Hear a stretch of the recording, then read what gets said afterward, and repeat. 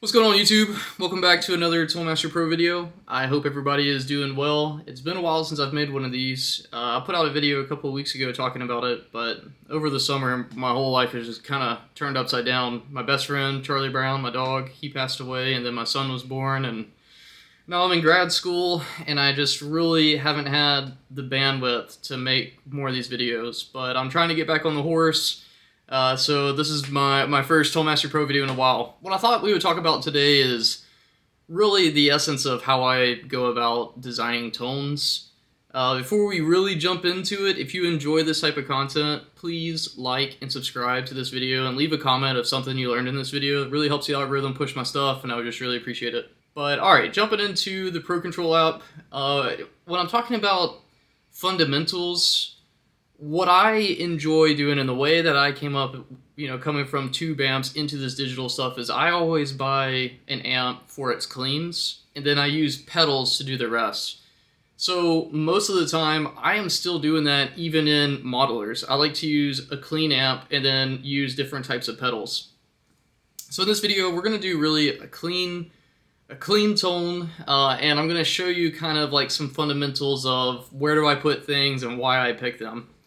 So the first thing I do personally for controlling volume is I turn up my preset volume all the way to 100%, and then I use the master control knob on the actual unit to control my volume. I just find that this is easier. I don't really gig right now, but when I did, I just always found it so much easier to control volume in one spot on the unit than have to go to like 2 or 3 spots. So I keep it up there and I keep it up on the amp, and then I just use my master out. Now I'm also running into a mixer, so if something is a little too hot, I'll just pull it down. But I just like to point that out because I know that a lot of guys have asked me about volume management. Alright, so what we're going to do is we're going to go ahead and grab a deluxe reverb. If you're just not familiar with like clean amps and this is something new to you, this was my first tube amp as a deluxe. I have it in the room. It's a 65 deluxe reissue. And these are just kind of like the best amps, in my opinion. The guitar for today is my Strandberg Saline Deluxe. I love this guitar. I just recently did a bunch of work to it, and yeah, it's just amazing. I think I did a video on it in the past, but it has a trapezoid neck. This one is chambered, so it really has a lot of body, and the Telecaster is the ultimate guitar. You can fight me on it, but I'm right. It can do anything from the Tele to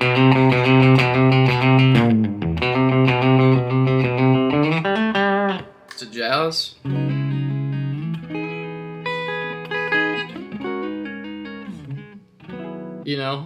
it can do everything in between. It's just the ultimate guitar. But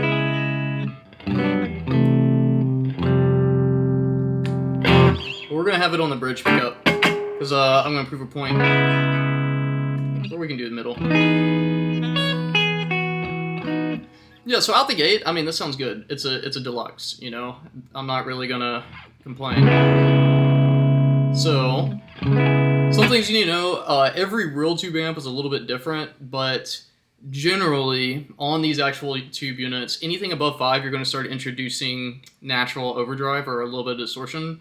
So if you keep this below 5, that's kind of like the sweet spot of where you still have a ton of headroom.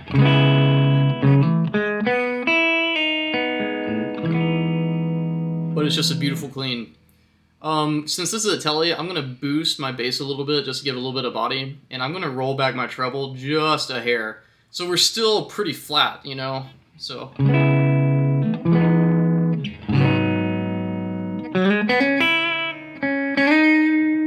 Really good. Reverb's really low. This gets really wet really quick.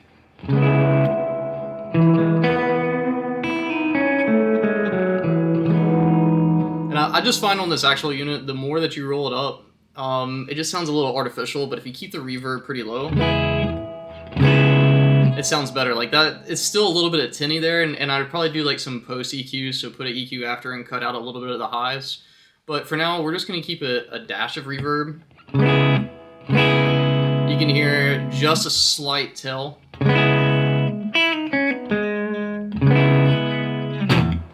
Alright, now what I'm going to do is, this is called your impulse response section. With this, let me think about what I actually want. I guess a dynamic mic is probably going to be the best all around, because it's going to allow you to get a bunch of different characteristics out of it. But let's just say that my goal was, let me think about what I'm actually going to use this preset for. Let's shoot for a really good clean that I would use for like maybe some Chon. Chon's going to be a little bit more punchy. We'll think Eternity Forever. So yeah, let's just keep it simple. I'm not going to change the dynamic mic. I like where it's at. The only thing I am going to do is I'm going to cut up at 120, and I'm also going to cut down to, let's keep it at 6.9. Now the reason for this, if you're interested in seeing this in a lot greater detail, where I spend an entire lesson just on frequencies, consider checking out my Tonemaster Pro course. There'll be a link in the description. But just that, you know, guitar doesn't really need anything at 120 and below. That's bass. And really, if I am recording, I'm going to cut even more here. You know, I might even go up to like the 200s. But you just got to think of the context of a mix. Right now, I'm in my room. I have no intentions of doing anything outside of just playing guitar in front of a camera, so this is more than fine. Keeping it a little bit further back, I'm going to get a little bit more dynamics out of the microphone, or out of the impulse response. So all this is fine. Now, some things that are always on my board, especially when I'm playing clean, is I'm always going to have a compressor and I'm always going to have reverb. I'm just that guy. Alright, some people make fun of people who always play with reverb. I don't care. It's my rig. So for compressors, you really got a lot of great options. I don't think I'm on the latest patch release, but, oh yeah, check that out. They got some new reverbs. But anyways, what I'm going to do is, I'm just going to go with this pedal comp. It's nothing too crazy. I do like the sustain on this. It adds a little bit of warmth to your rig, so I'll actually use that so you can see it in practice. You just got to be a little careful with dialing this in.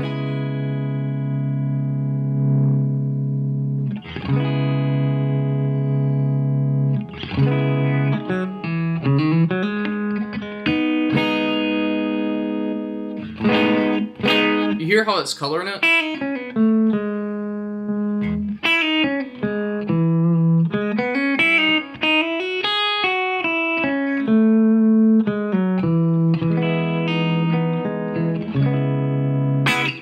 It just adds a little bit of warmth, and it cuts out a little bit of the highs, and it just sounds really good. I really enjoy whatever it is that it's doing under the hood. Now, this already has reverb in it, but you kind of got to be careful with this. And honestly, what I should do is just show you best practices, but that's okay. We're simulating real gear, okay? You're going to do this if you record. And, well, I don't know. Some producers will cut out the reverb and only use post-processing.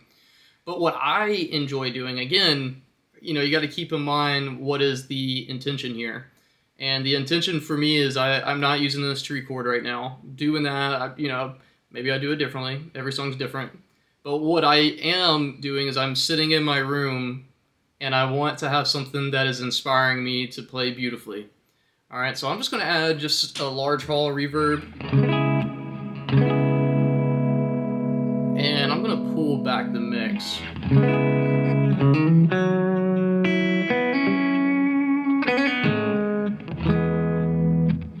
And I just think that adds, I'm going to pull my decay to a little bit. All this is the mix is how much of this reverb is going to be heard in the final signal. And then the decay is how long is that tail going to last before it goes away. So I'm not doing anything too crazy.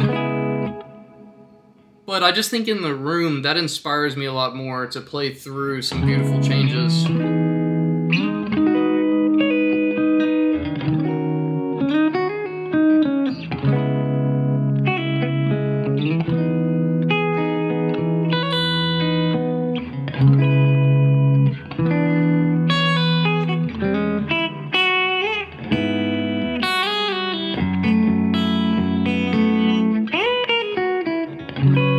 You know, it's just really pretty.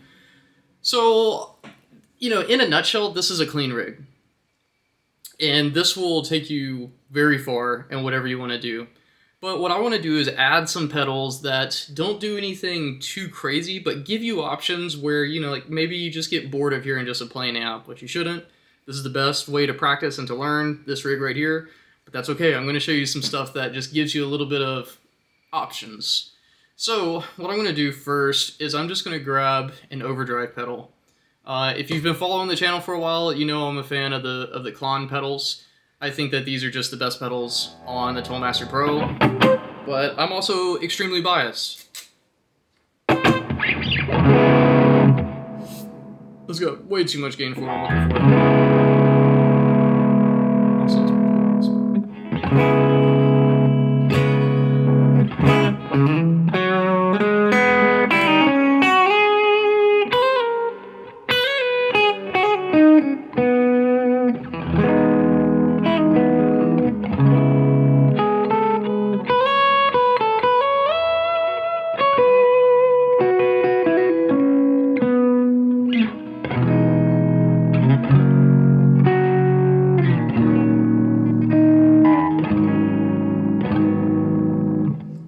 I'm done, right there.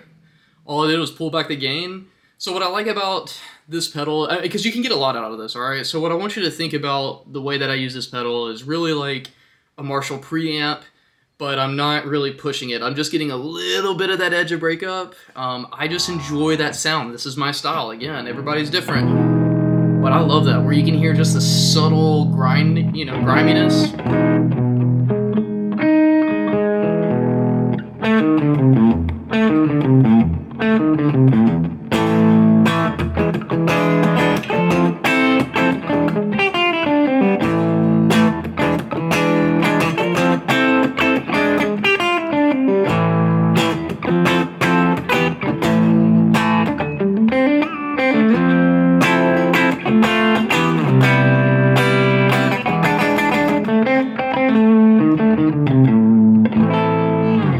Yeah, man, that's it.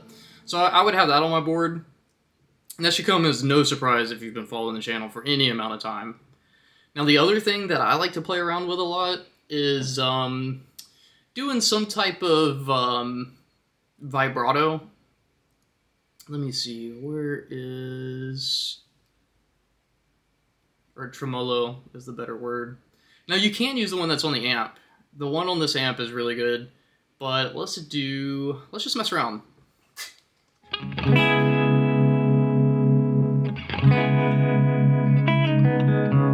Let's do the universe vibe.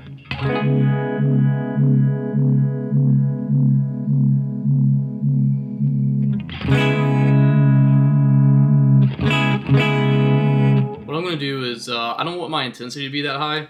So what I'm thinking about when I am using vibrato, and this is me, everybody's got a different opinion, but if you're just trying to learn how to use this pedal, I like it to be subtle. I don't want it to be right in your face, unless if I'm writing a song that calls for that, but most of the time, I'm not. I just want something that gives the ear a little bit of movement.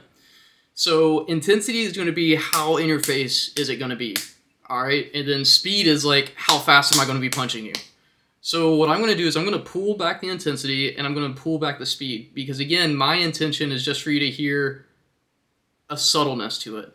Now, if you're writing music and you've got, like, say you're doing some post-amp, or you're doing like some reamping, you can do a tab division, and you can set this up if you're doing, like, some guys like to do a rig per song. For me, that's too much work. I like to do one song or one rig and then use it for everything. But all I'm going to do is I'm going to pull back the speed. Now listen to this.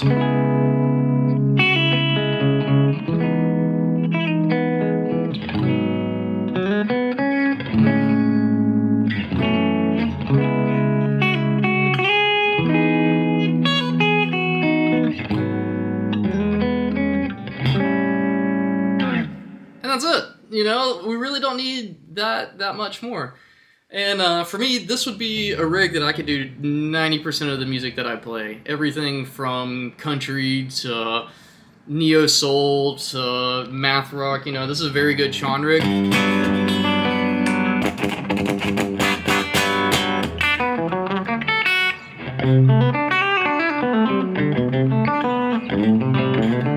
This is a very good neo-soul rig.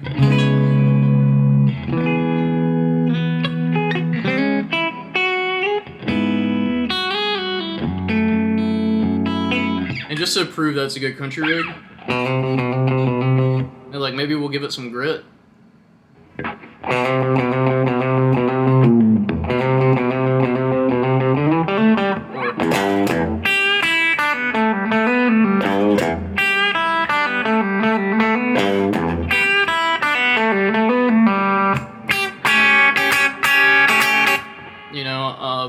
To what else could I do with this? You know, it works for blues.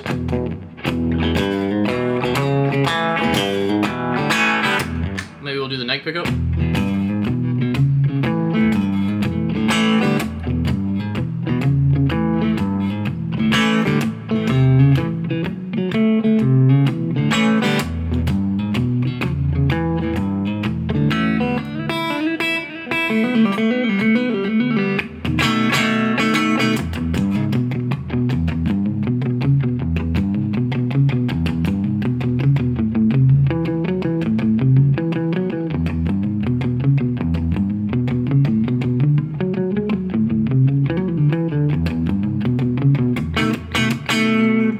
We can do some southern rock with this.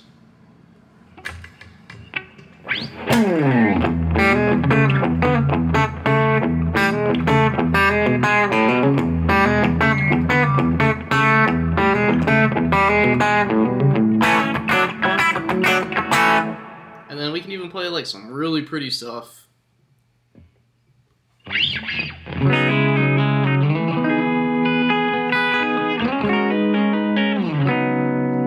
Let's do this. Let's go.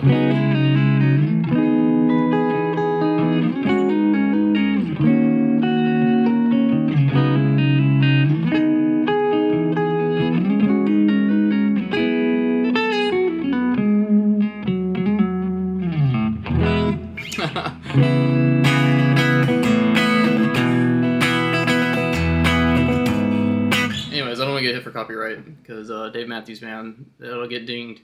But anyways, friends, that is the essence of a good clean rig, and for me, this is so useful. You can really do a lot with taking this as just your platform and running with it and doing whatever else you want to do. Like this will take a distortion pedal really well.